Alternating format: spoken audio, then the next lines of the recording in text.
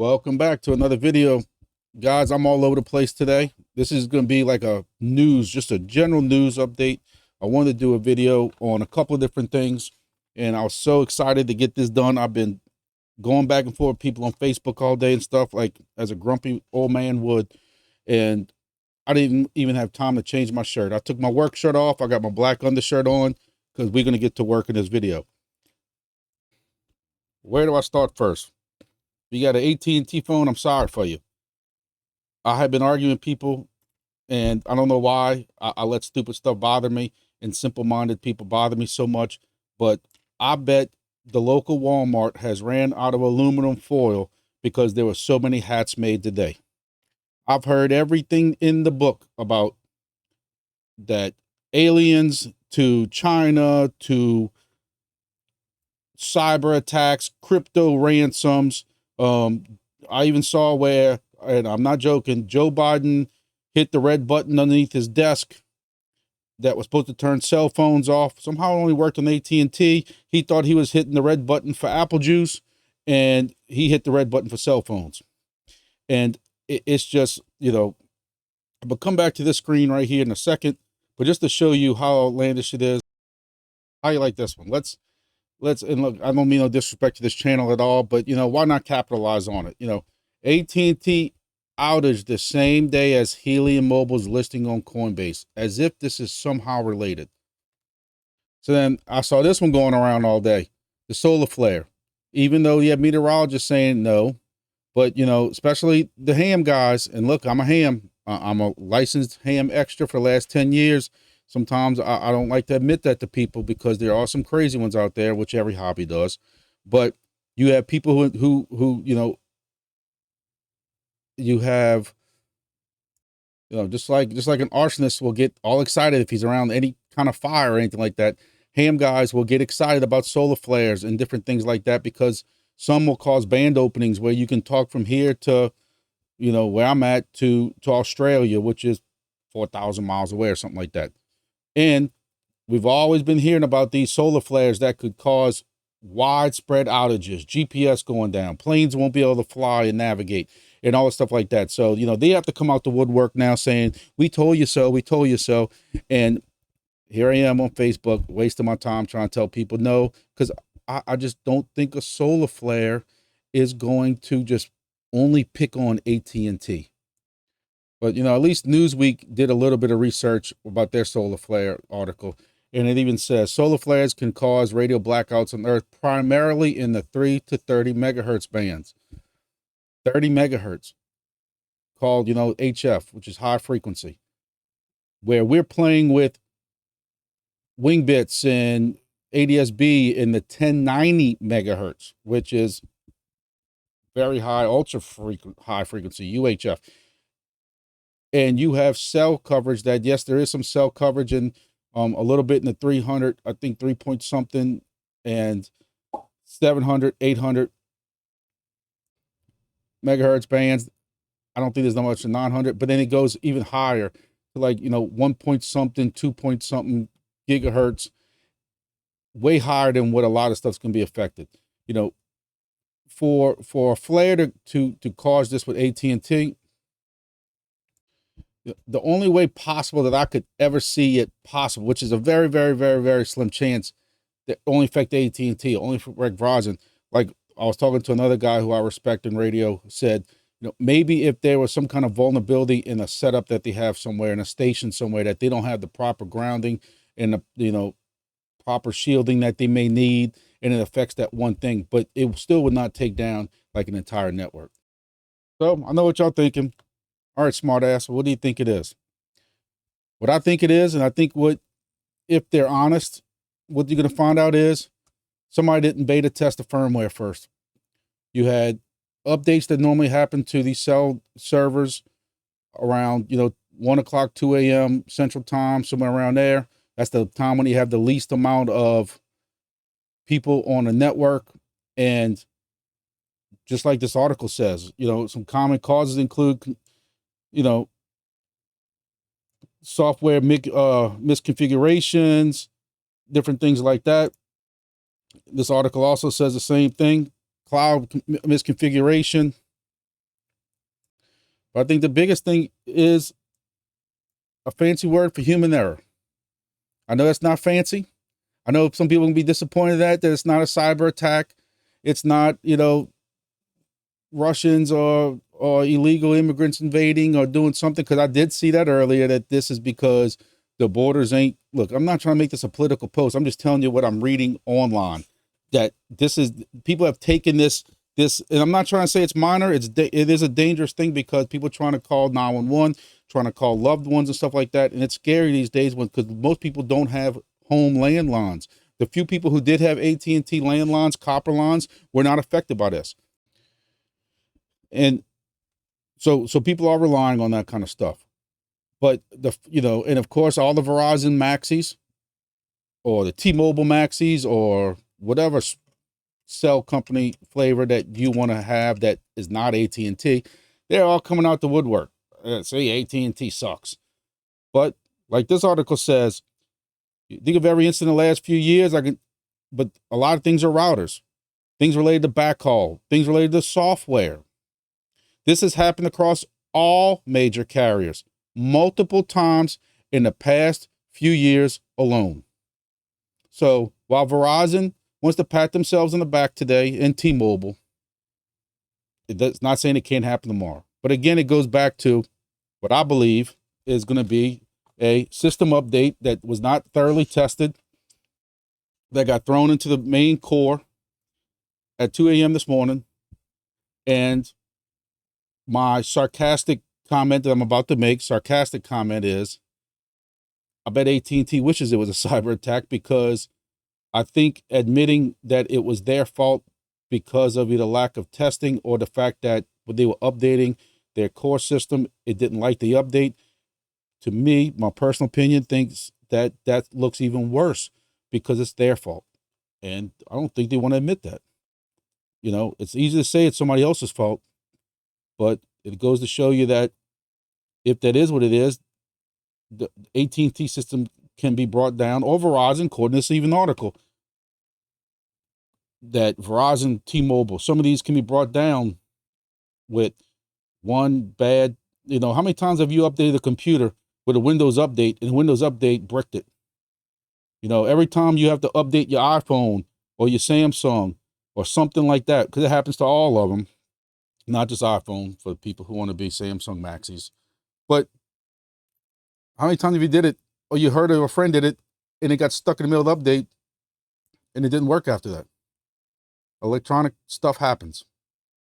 So, I don't know what if the honest thing's going to be come out of this, but again, the fact that people can take something like this and just turn it into all kind. I mean, I got people arguing with me, and I just quit doing it, because after a while, I'm not arguing with you. I'm trying to tell people the facts of what I'm hearing. And, there are some articles. I mean, I am speaking on this because there are some articles now discussing that this could have been just equipment error. And, but people just want to argue because it has to be China. It has to be a crypto, it has to be a cyber attack. It has to be this. It has to be that. White House will get to the bottom of it. Look, y'all want to do that, it's fine, but there's way more problems in this country right now, in this world, things going on. The one conspiracy thing I will put my hat on and say this is, while everybody's concentrating on this that's already been solved, what are we missing? What happened today that they said, hey, everybody's looking over here, so y'all go ahead and go over here and let's go sneak and do some stuff. That's what you have to worry about. So, moving on. I'm done with that. I'll give credit where credit is due. Y'all know that. I have no problem doing that. Admitting I'm wrong or whatever you want to admit. Mobile hotspot. Helium Mobile. Helium Mobile has made it to Coinbase. I'm sorry. It's been a long, long day. Congratulations. We all know that when crypto projects hit Coinbase, to a point, don't start no arguments with me. It's been too long of a day, but we know that that's a very huge step in the project of legitimizing it. Now, again, I will say this again. There have been projects that have been rug pulls that bailed on their investors that have been on Coinbase. Yes, I know that. But we all know, if you've been in crypto You know, I've been in crypto for 2016, 2017. And yeah, I'm still poor. But we know that that is a huge step for a project when you can go to Helium Mobile. Now, we didn't see this huge price jump that people are talking about, like that video I was showing you earlier. They got some guy interviewing saying his Helium Mobile went this much, and I was getting all this free mobile, and it's worth all this now. You saw this price increase. It jumped up to 0.005, and you know, but for a week now, it's been hovering the same exact price it is now. Again, I'm not taking anything away from it. I think this still is a positive thing. Helium becoming on Coinbase a while back. Now Helium Mobile becoming on there. Hey, I've told y'all before, I hold hundreds and hundreds of thousands of Helium Mobile. Helium IoT. I hope Helium IoT gets listed. I have converted some of that to mobile. I've converted some of that to BHS. I've converted some of that back to HNT.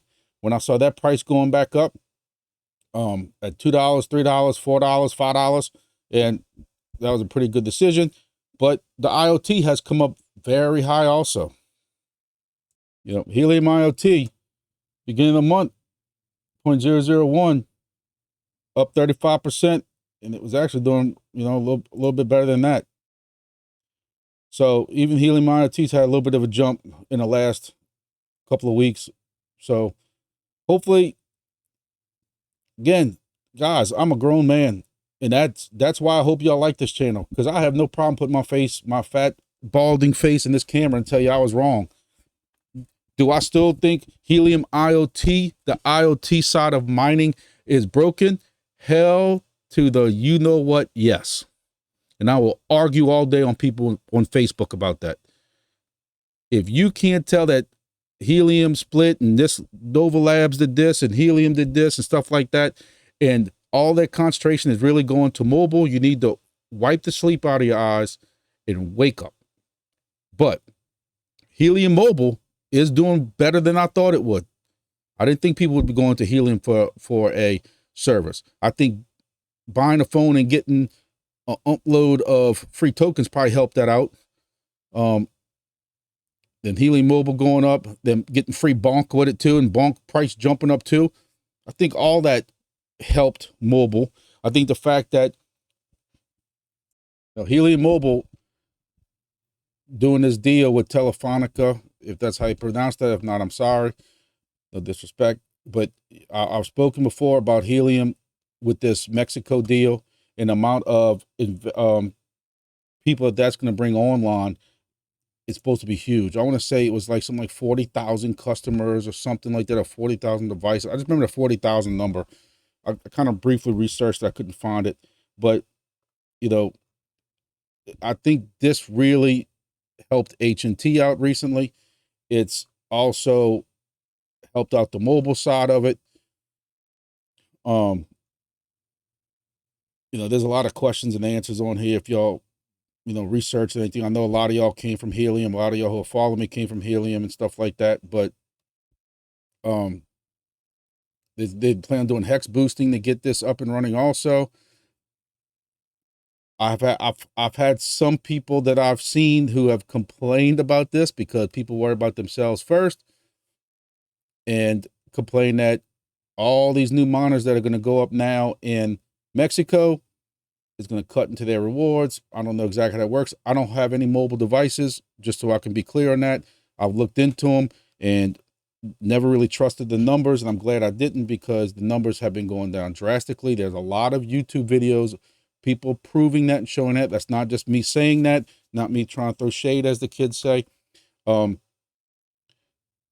I've seen people complain about how they can't get the CBRS stuff right around here, in the United States and stuff like that, and all the issues they've had with CBRS. Hey man, since, you know, Nova Labs and Helium don't look at all that stuff, just like they didn't, you know, I've always said IoT built this whole network in this company, in this project, and then they just sat us off to the side and went to the mobile side.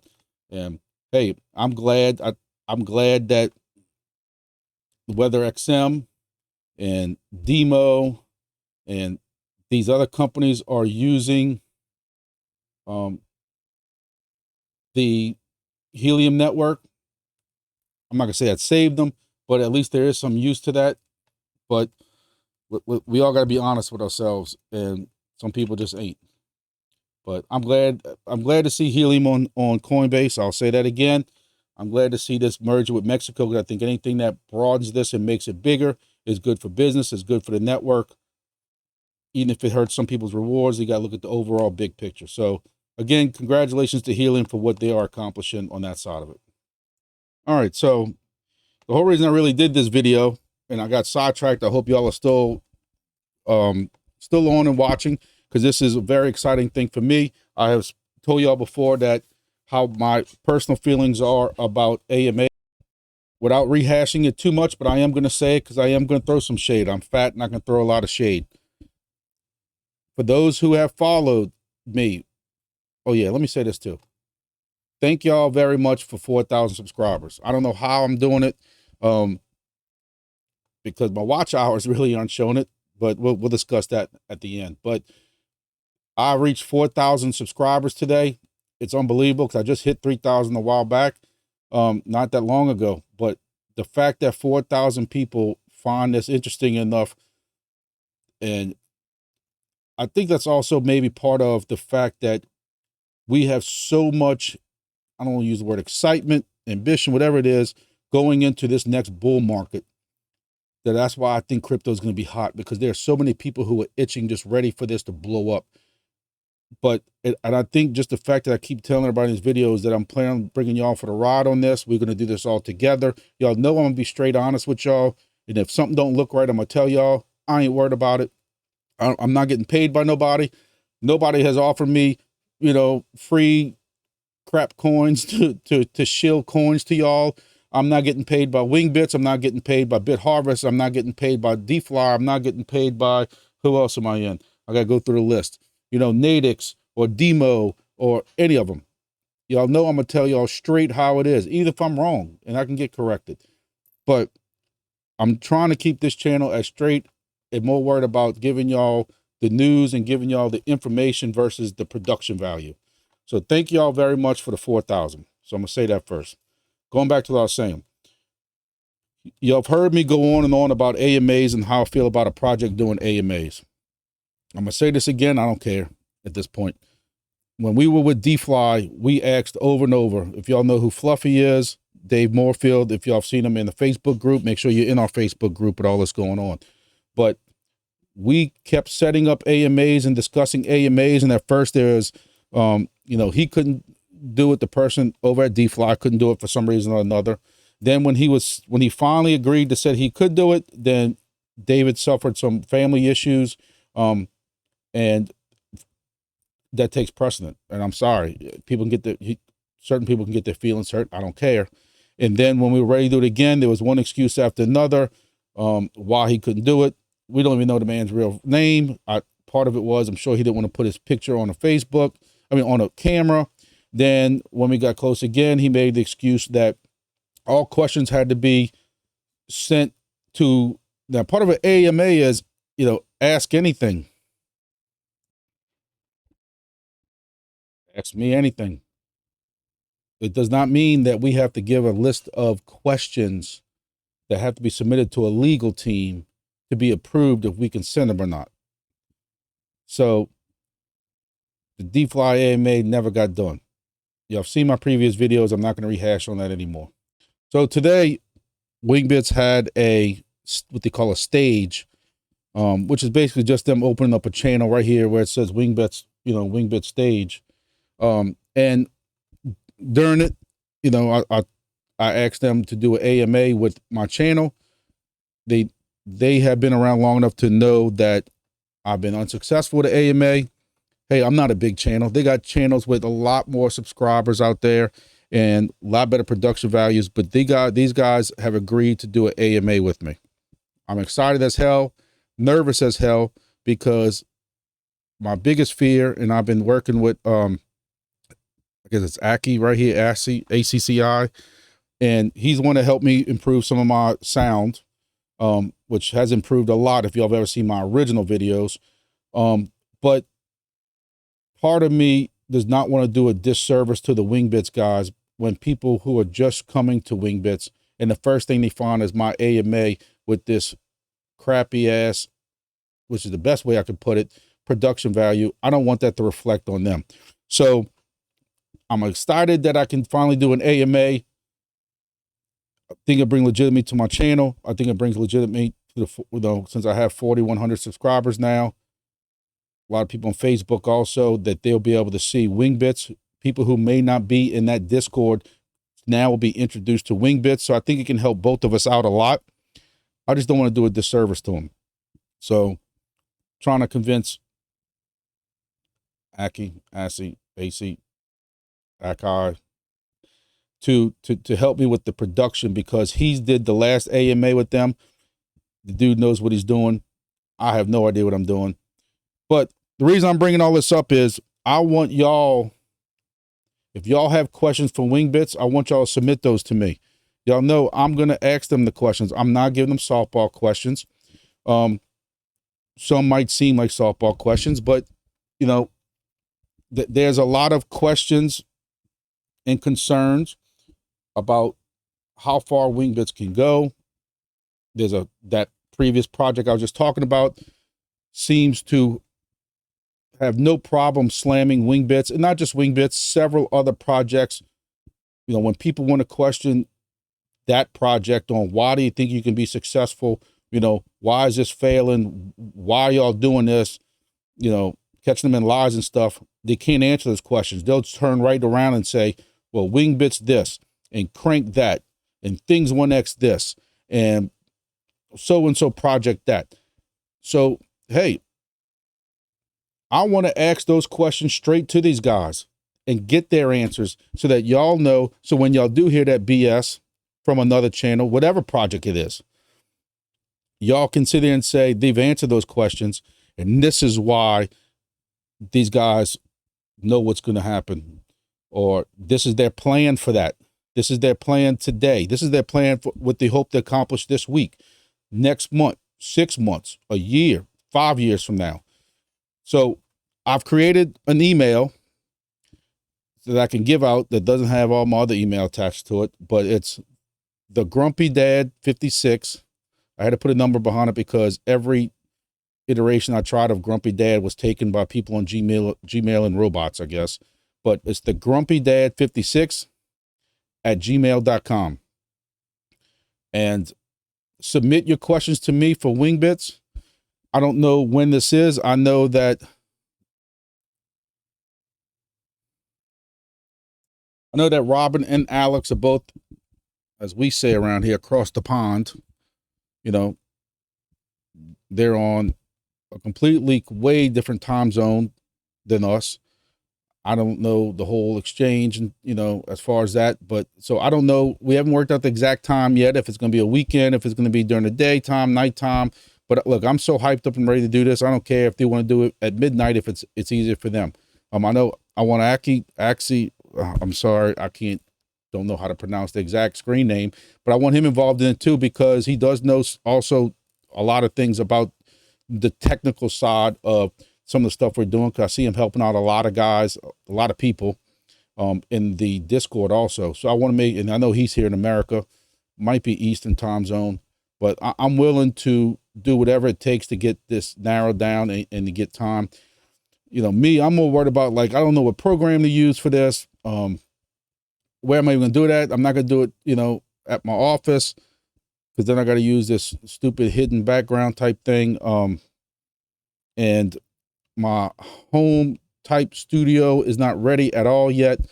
Just started cleaning out the old guest bedroom, stuff like that. I'm still in the process of building my computer, so it's not really there yet, but I do want to get this done. I don't want this to, you know, be waiting a month. Another thing is I really, really would like to get the Bit Harvest guys. They haven't did an AMA yet. A lot of people are still not familiar with what they're doing, what they're offering.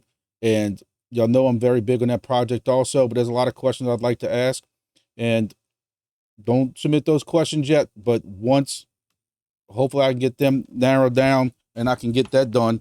I'd like Again, and that depends how bad this one goes. If this one's a whole cluster, you know what, and a dumpster fire, my AMA days might be over with. But we'll see how those go. But I really like to give BitHarvest a chance to be able for several people, more people have more exposure on what they're doing, because I think if people gave them a chance and can see what your devices are capable of, I think people would be more excited for that than what I see. There are several people who are asking about it. I see people in the Discord, of course, but I'm not talking about Discord. I'm trying to reach people who are in our Facebook groups and who are just subscribers here. And then I also have my Twitter that I got a couple more people joining, every day, that I'm trying to get this out to them, just to broaden this out some more. One thing that was a couple of things that were just real quickly discussed in today's AMA. For those who didn't see it, I wanted to post, a shot of it, but it's not been uploaded yet. They're still working on the final production of it. But we were in it live, and one of the things that was discussed was they added the word beta. If you can see, I'm going to point the opposite way, up in the corner, because they've had so many new people coming in, and they ask the same question over and over: what's rewards and that kind of stuff like that, whether y'all in test net, what phase are y'all in. So on the main website, y'all saw it earlier in here, they added the word beta. They briefly talked about an app. So a couple people asked about phone apps and stuff like that, and there's two different aspects of an app, phone app. One is it'd be nice just to be able to take my phone and just go online to see whether or not my antennas are all online, and rewards that were coming in and that kind of stuff like that. So I can quickly just check instead of having to come to a computer or whatever and log in to have to go into my antenna screen. I think that would be a cool thing. Now, the other aspect of it is, can you detect if you hook up a SDR somehow to your phone and that kind of stuff like that? I think that's a whole different ball game and stuff like that. I'm not into that, but hey, some people are. Some people don't have the capability of installing something at their house, and they want to put something on their car or something like that. But they discussed that they are looking into that. I know they talked about heat maps. This was also discussed a couple of days ago, but so that if you have if you have an antenna here, or you have an antenna that's somewhere around here, you'd be able to see, your heat map of how good your range is and those type of things like that. We talked before about the sky hexes thing is going away. There'll be no more purchases for sky hexes, so you don't have to worry about that. Everybody got emailed the form. Check your email, check your junk folder. They said today that a lot of people just went to junk folders for some reason. I know on my Gmail it did not, but I have a old man Hotmail account, and on my Hotmail account, on my Outlook account, the form did go to junk mail. So make sure you check your junk mail. Make sure you get that filled out. You have until like the 26th or 28th or something to get it figured out. If your device is not on, if you have an antenna signed up on the antenna screen and your device is not online, it needs to be online before the 28th. If you purchased a hex and your device is not online, you're automatically getting your money back, and you are not going to be assigned a hex. If you have a device online, you will get assigned a hex, which is going to be the new hex. So if you have a ground station in one of these hexes, you will be assigned a hex as long as it's online. If you don't have it online, you will not be assigned a hex. If there's 2 or 3 antennas inside of this same hex, I'm pretty sure it's going to go by either who's first or the strongest signal, or the better receiving one is going to get that hex, and then they're going to give you the surrounding ones. If these 2 hexes were, let's say there's 3 miners here or 3 antennas here, 3 stations, one is going to get assigned here, And if these two are open, they'll assign one here and one here, even though they know all three of them are here. You know, there's 5, then they're going to put them in 5. And if for some reason these 2 hexes are full, they might stick them over here. Another thing they did say is if there's 2 or 3 antennas that say like in this hex, you might see, which I can guarantee you right now, log the date. Today is February 22nd, 2024 at 6:38 p.m. Told you so, but I'm telling you right now, what's going to happen is if there are 2 or 3 antennas in here and these hexes are taken up, they have said that they will put antennas in hexes over water. What I'm getting at is you will start seeing people cry a foul about people gaming because how they have an antenna over the water. It's coming. Guarantee it's coming. Nobody trusts nobody anymore. Understandable. So you will see antennas over, hexes over water. The team put them there, and the team's going to understand that and has admitted that they know that that's coming. So I will have a link to this map again. I know I talked about a lot of this in the last one of my last few previous videos. I won't go too deep in it, but this is one thing that was discussed. So one last thing before I almost forgot that was announced as part of the setup script. If y'all have run this before or haven't run this before, but before it was just a setup script and you had to know the script to add your longitude, latitude, and that kind of stuff, like your location basically. They are planning on adding a script that when you run that Wingbits install, it's going to automatically ask you right then and there for your latitude, longitude. That's going to help out a lot. That's basically the only thing you have to enter. They also added a copy tab for the name of your antenna. So you'll be able to hit the little copy tab and then paste that in your setup also. That's going to make things a lot easier. You know, if any of y'all have ran that before. So in closing real quick, thank y'all again for the 4,000 subscribers. Y'all make sure y'all hit over to my X page, Twitter as the old timers like me call it, Grumpy Dad 56. Make sure y'all follow me there also. And of course, this page. If you're not following, please follow me. Again, we'll be doing videos. There's a lot of information coming out, trying to stay on top of a lot of things. And make sure you hit like on this video so that, again, I tell you all every time, that helps spread the word about these projects to people who are looking those things up and stuff like that. But thank y'all. I'm sure this video, by the time I put it together, is way longer than I wanted it to. Y'all know me by now. I apologize. I try to put chapters and stuff to help y'all skip around. I know my ADD, I can't watch a video for 30 or 45 minutes straight. I got to take breaks and stuff like that too. So thank y'all very much. Hopefully I'll be announcing that AMA soon. Hopefully I'll be announcing the AMA with BHS soon. And hopefully I can learn how to do a AMA to give those people the credit they deserve. And I can figure it out. So thank y'all very much. See y'all in the next video.